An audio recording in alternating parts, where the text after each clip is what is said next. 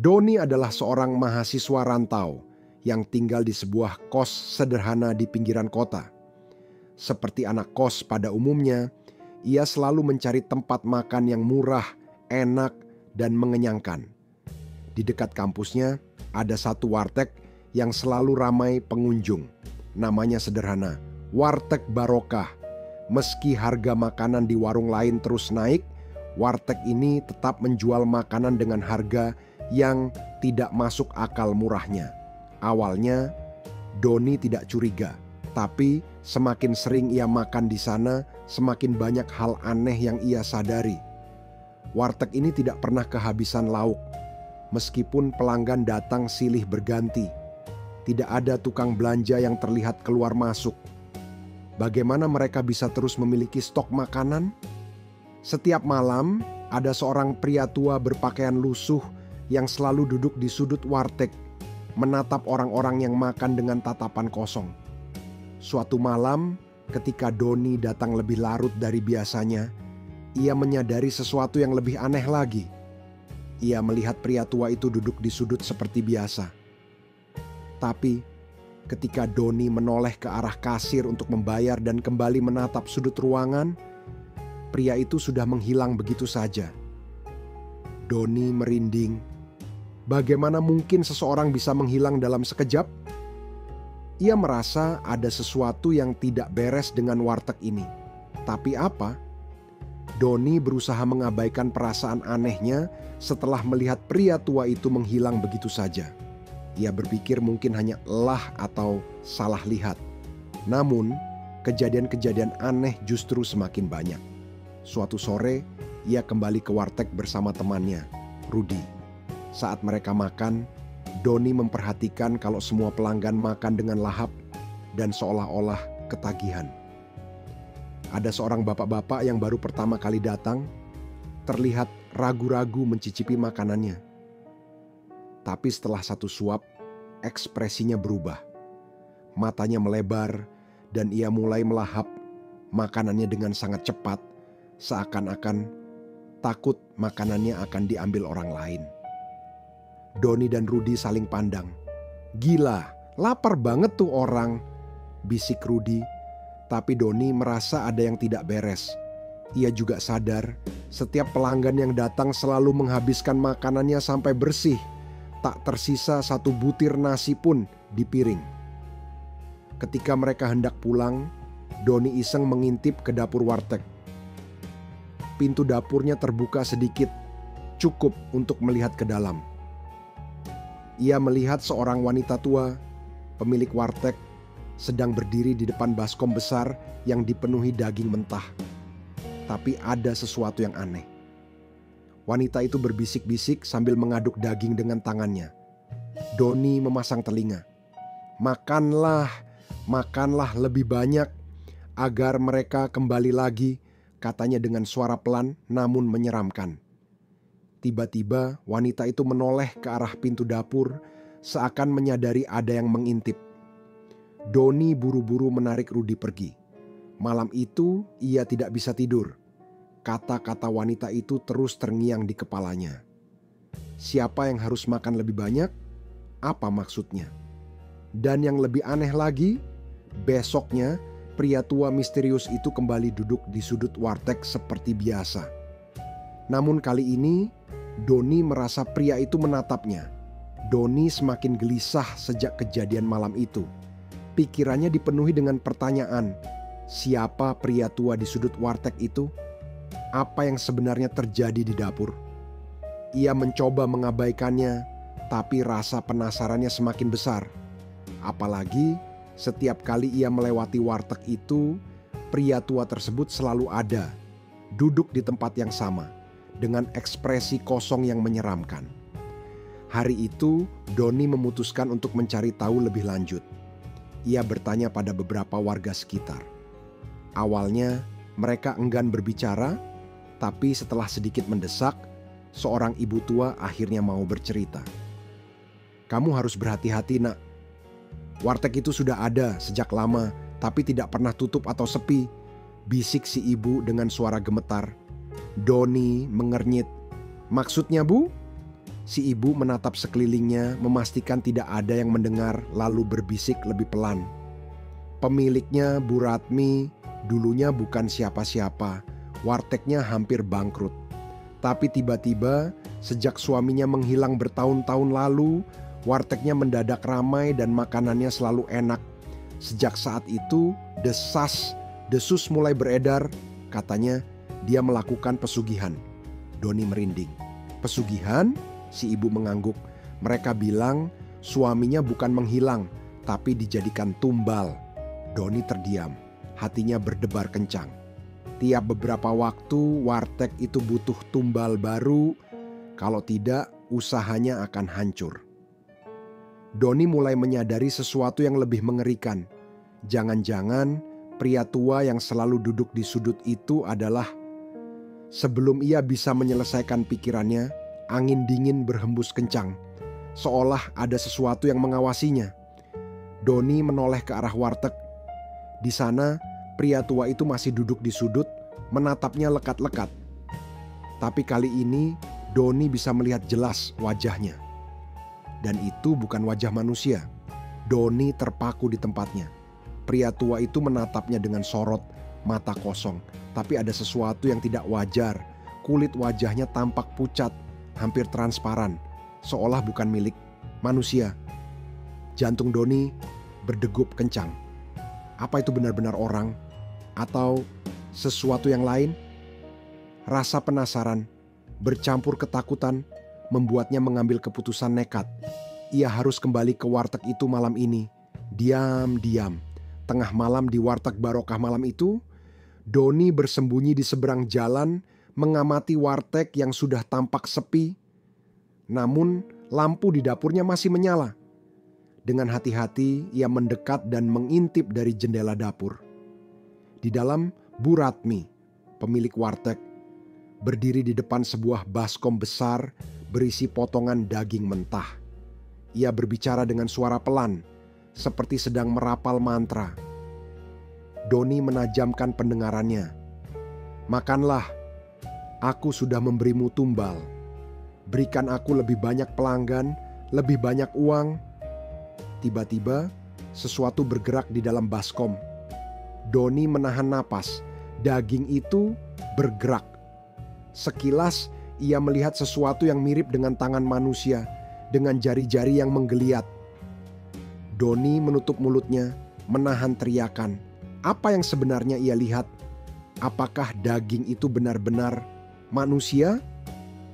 Saat itu juga ia mendengar suara berat berbisik di belakangnya. Kau sudah melihat terlalu banyak. Doni menoleh. Pria tua itu berdiri di belakangnya, hanya beberapa sentimeter dari wajahnya. Mukanya kini lebih jelas, mata cekung hitam, bibir pucat, kulit mengelupas seperti mayat busuk. Doni langsung berlari sekuat tenaga. Namun sebelum ia bisa menjauh dari warteg, suara Bu Ratmi menggema dari dalam dapur. Jangan biarkan dia pergi. Tiba-tiba pintu warteg terbuka dengan keras. Dan sesuatu yang tidak kasat mata mulai mengejarnya. Doni berlari secepat yang ia bisa. Jantungnya berdetak kencang, keringat dingin mengalir di pelipisnya. Ia tidak berani menoleh ke belakang, tapi ia bisa merasakan sesuatu mengejarnya. Angin dingin berhembus di tengkuknya. Langkah kakinya semakin cepat, tapi suara langkah lain yang bukan miliknya mengikuti, mendekat, makin dekat.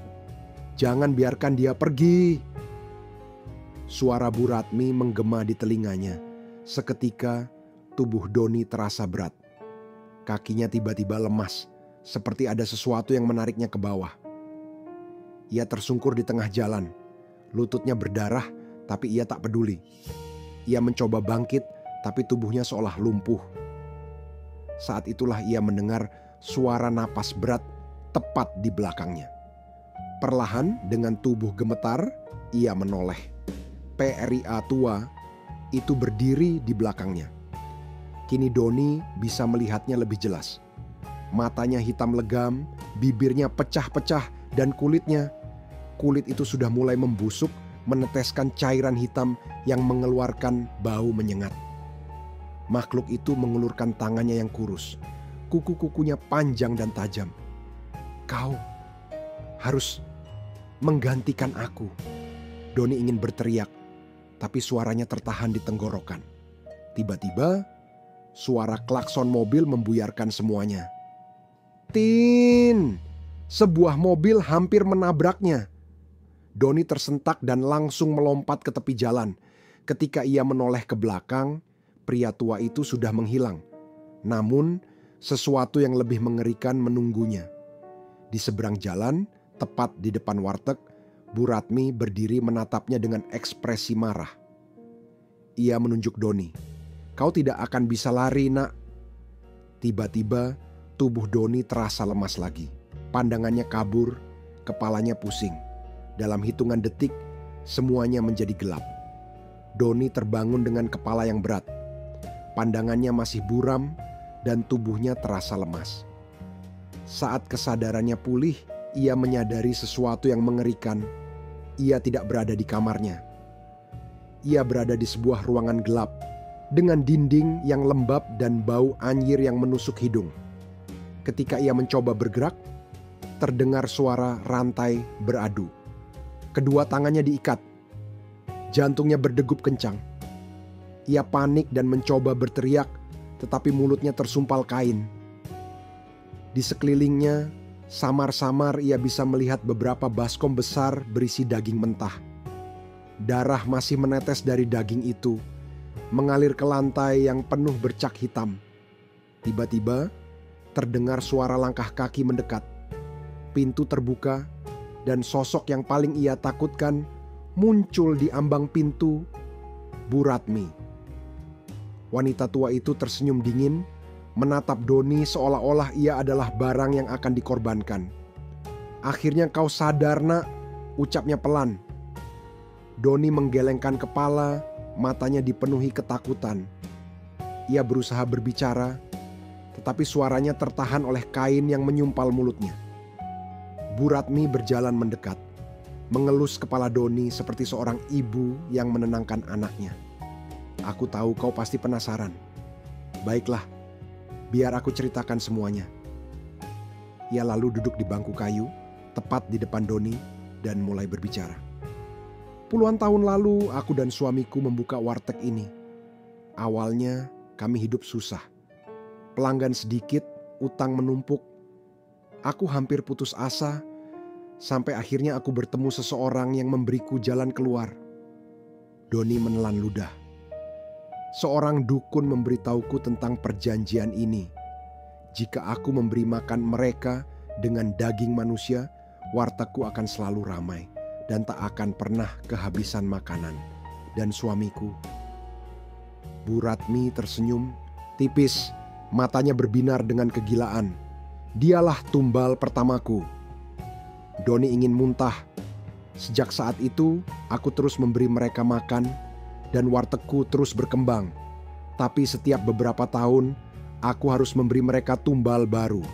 Jika tidak, aku sendiri yang akan mereka makan. Bu Ratmi menatap Doni dengan tatapan penuh arti. "Dan kali ini, kau yang terpilih." Doni meronta sekuat tenaga, tetapi rantai di tangannya terlalu kuat. Matanya membelalak saat Bu Ratmi berdiri dan mengambil pisau besar dari meja di belakangnya. "Jangan khawatir, dagingmu akan membuat pelanggan wartegku semakin ketagihan." Doni berusaha berteriak, tapi suara yang keluar hanyalah erangan tertahan. Ia tahu, jika ia tidak segera melakukan sesuatu, malam ini akan menjadi malam terakhirnya. Doni menggeliat sekuat tenaga, berusaha melepaskan ikatan di tangannya. Tapi rantai yang melilit terlalu kuat. Bu Ratmi berjalan perlahan ke arahnya, mengangkat pisau besar dengan ekspresi puas. "Jangan khawatir, nak, ini akan cepat," ucapnya dengan suara dingin. Doni meronta semakin kuat. Keringat bercucuran di tubuhnya, otaknya bekerja mencari cara untuk kabur. Saat itulah terdengar suara keras dari luar ruangan. Braak! Pintu terbuka dengan kasar dan sosok pria muncul.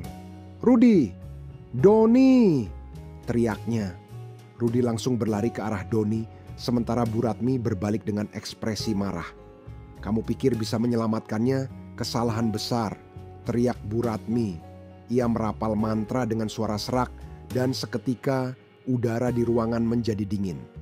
Dari sudut ruangan muncul sosok yang sudah sangat Doni kenal, pria tua misterius itu. Tapi kali ini wujudnya lebih mengerikan. Kulitnya semakin membusuk, matanya kosong, dan mulutnya terbuka lebar, mengeluarkan suara erangan menyeramkan. "Ambil mereka, jadikan mereka tumbal," perintah Bu Ratmi. Pria tua itu bergerak dengan cepat, tubuhnya melayang tanpa suara. Tangannya yang kurus dan panjang mengarah ke Rudi. "Awas!" Doni berteriak. Rudi menghindar, tapi pria tua itu bergerak terlalu cepat. Ia mencengkeram leher Rudi, mengangkatnya ke udara. Rudi meronta-ronta. Wajahnya mulai memerah karena kehabisan napas. Doni tahu ini satu-satunya kesempatan. Dengan tenaga terakhirnya, ia menendang meja di sampingnya, membuat pisau yang dipegang Bu Ratmi terjatuh. Saat wanita itu membungkuk untuk mengambilnya, Doni memutar pergelangan tangannya sekuat tenaga. Dan tiba-tiba, ikatan rantai di tangannya lepas. Tanpa berpikir panjang, ia meraih pisau di lantai dan menusukkannya ke punggung pria tua itu. "Are!" Makhluk itu menjerit dengan suara mengerikan, melepaskan cengkeramannya dari Rudi. Tubuhnya gemetar sebelum akhirnya meledak menjadi asap hitam yang berbau busuk. Rudi jatuh ke lantai, terbatuk-batuk. Bu Ratmi menatap kejadian itu dengan ketakutan. "Tidak, kau telah menghancurkan penjagaku." Doni menatap wanita itu dengan tatapan penuh amarah. "Sekarang giliranmu." Tapi sebelum Doni bisa bergerak, sesuatu yang lebih mengerikan terjadi. Baskom besar berisi daging yang ada di sudut ruangan mulai bergerak sendiri. Dari dalamnya terdengar suara rintihan dan desisan mengerikan. Sesuatu atau seseorang sedang mencoba keluar dari dalamnya. Bu Ratmi mundur dengan wajah ketakutan. "Tidak, ini tidak mungkin. Aku sudah memberimu tumbal." Tapi makhluk di dalam baskom tidak peduli. Perjanjian hitam telah rusak dan kini waktunya menagih nyawa yang seharusnya menjadi tumbal. Doni dan Rudi menatap ngeri ke arah baskom besar yang berisi daging-daging mentah itu. Suara erangan semakin keras disertai bau busuk yang semakin menusuk. Baskom itu bergetar hebat sebelum sesuatu keluar dari dalamnya. Sesuatu yang mengerikan. Makhluk itu memiliki tubuh manusia, tapi dagingnya membusuk, matanya kosong, dan mulutnya penuh darah hitam yang menetes. Tangannya panjang dengan kuku tajam yang bergetar seperti kelaparan. "Aku lapar." Bu Ratmi mundur dengan wajah penuh ketakutan. Ia berusaha merapal mantra, tapi suaranya gemetar. Tidak, aku sudah memberimu tumbal, jangan ambil aku." Makhluk itu menoleh padanya, menunduk seolah mengenali wajahnya. Kemudian ia tersenyum, senyum mengerikan yang menunjukkan gigi-gigi tajamnya. "Kau telah mengkhianati perjanjian, dan kau yang harus membayarnya." Dalam sekejap, makhluk itu menerkam. "Bu Ratmi!" Wanita tua itu menjerit ketakutan, tapi tidak ada yang bisa menyelamatkannya. Tubuhnya dicabik-cabik, darahnya menyembur kemana-mana. Doni dan Rudi hanya bisa mundur, ngeri melihat kejadian mengerikan itu. Jeritan Bu Ratmi semakin melemah, sampai akhirnya hanya tersisa suara kunyahan menjijikkan. Doni menarik tangan Rudi. "Kita harus kabur sekarang." Mereka berlari keluar dari ruangan gelap itu, melewati dapur warteg yang kini penuh darah dan bau anyir. Begitu sampai di luar, mereka terus berlari tanpa menoleh ke belakang. Warteg itu mulai bergetar, seperti ada sesuatu yang marah. Lalu tiba-tiba API menyala. Dalam sekejap, api besar membakar seluruh bangunan warteg. Api itu tidak terlihat seperti api biasa, melainkan berwarna hitam kebiruan, seperti berasal dari dunia lain. Doni dan Rudi hanya bisa berdiri terpaku, menyaksikan warteg itu habis dilalap api. Suara jeritan samar masih terdengar dari dalam. Tapi satu hal yang pasti, semuanya sudah berakhir. Atau benarkah sudah berakhir? Beberapa minggu setelah kejadian itu, Doni dan Rudi masih dihantui oleh mimpi buruk tentang warteg tersebut.